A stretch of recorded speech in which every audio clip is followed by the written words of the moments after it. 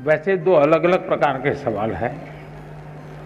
एक विषय है कंपटीशन का और दूसरा विषय है कि ये एग्जाम दूं या वो एग्जाम दूं, और एक ही समय दो दो एग्जाम है तो क्या करूं। मैं नहीं मानता हूं कि हमने एग्जाम के लिए पढ़ना चाहिए, गलती वहीं हो जाती है। मैं इस एग्जाम के लिए पढ़ूंगा, फिर मैं इस एग्जाम के लिए पढ़ूंगा, इसका मतलब हुआ कि आप पढ़ नहीं रहे हैं, आप उन जड़ी बूटियों को खोज रहे हैं जो आपका काम आसान कर दें। और शायद इसी के कारण हमारे लिए अलग अलग एग्जाम अलग लगते हैं, कठिन लगते हैं। हकीकत ये है कि जो भी हम पढ़ रहे हैं उसको पूर्ण रूप से हम पूरी तरह उसको आत्मसात करेंगे, फिर वो बोर्ड का एग्जाम है या एंट्रेंस एग्जाम है या जॉब के लिए कोई इंटरव्यू या एग्जाम है, कहीं पर भी हो सकता है एग्जाम। अगर आपने अपनी शिक्षा का पूर्ण रूप से एक साक्षात्कार किया है, आत्मसात की है, तो आपको एग्जाम का रूप क्या है वो रुकावट नहीं बनता है। और इसलिए अपने आप को एग्जाम के लिए तैयार करने के दिमाग खपाने के बजाय अपने आप को योग्य शिक्षित व्यक्ति बनाने के लिए, विषय को मास्टर बनने के लिए हम मेहनत करें। फिर परिणाम जो मिलेगा सो मिलेगा। जहां पहली आएगी वो उसको पहले मुकाबला करेंगे, जब दूसरा आएगा दूसरे से मुकाबला करेंगे। लेकिन मुकाबला इसलिए करते हैं कि अब जो मैंने खिलाड़ी आपने देखा होगा, वो खिलाड़ी खेल के अंदर पारंगत होता है, किस लेवल की गेम के लिए खेलना है उसके लिए नहीं करता मेहनत। फिर वो तहसील में खेलेगा तो वहां अपना कर्तव्य दिखाएगा, डिस्ट्रिक्ट में खेलेगा वहां कर्तव्य दिखाएगा, नेशनल खेलेगा वहां कर्तव्य दिखाएगा, इंटरनेशनल खेलेगा वहां कर्तव्य दिखाएगा, और खुद भी इवॉल्व होता जाएगा। और इसलिए मैं मानता हूं कि हम फलानी एग्जाम के लिए ये जड़ी बूटी, उस एग्जाम के लिए ये जड़ी बूटी, उस चक्कर से निकल करके मेरे पास ये संपुट है, मैं लेकर के जा रहा हूं। अगर मैं वहां से निकला तो ठीक है, नहीं निकला तो मैं कोई और रास्ता ढूंढ लूंगा। तो मुझे लगता है कि एक तो इसमें ये सोच रखी। दूसरा, कंपटीशन। देखिए दोस्तों, कंपटीशन को हम जीवन की सबसे बड़ी सौगात मानना चाहिए। अगर कंपटीशन नहीं है तो जिंदगी किस चीज की जी?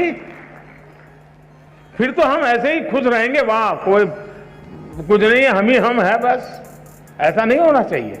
सचमुच में तो हमने कंपटीशन को इनवाइट करना चाहिए, तभी तो हमारी कसौटी होती है।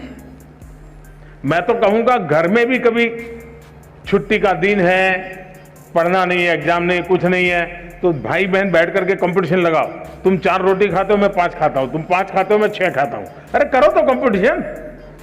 जिंदगी को कंपटीशन हमने निमंत्रण देना चाहिए। कंपटीशन जिंदगी को आगे बढ़ाने का एक अच्छा माध्यम होता है, जो हमें अपना भी इवैल्यूएशन करने लगता है। दूसरा,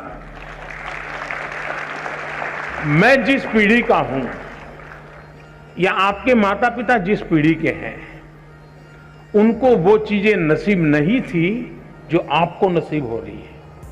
आप उस भाग्यवान जनरेशन में हैं जो भाग्य आपके पहले की किसी भी जनरेशन को इतनी बड़ी मात्रा में कभी नहीं मिला है।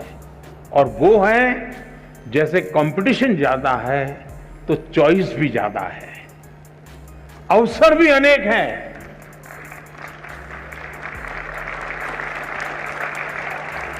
आपके परिवार में इतना अवसर नहीं थे। आपने देखा होगा, 2 किसान हो, मान लीजिए उसकी भी 2 एकड़ भूमि है, इसकी भी 2 एकड़ भूमि है, लेकिन एक किसान है, चलो भाई गुजारा करना है, गन्ना की खेती करते रहो, अपना गुजारा चल जाएगा।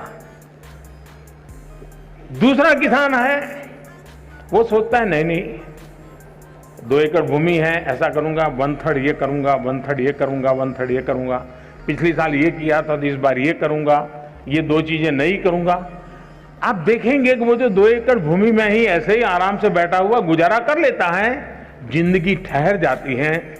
जो रिस्क लेता है, प्रयोग करता है, नई चीज लेता है, नई चीज जोड़ता है, वो इतना आगे बढ़ जाता है कि जिंदगी में कहीं रुकने का नाम नहीं लेता है। वैसा ही हमारे जीवन में है। हमें गर्व करना चाहिए कि हम इतनी स्पर्धा के बीच में अपने आप को प्रूव कर रहे हैं और हमारे पास अनेक चॉइस है।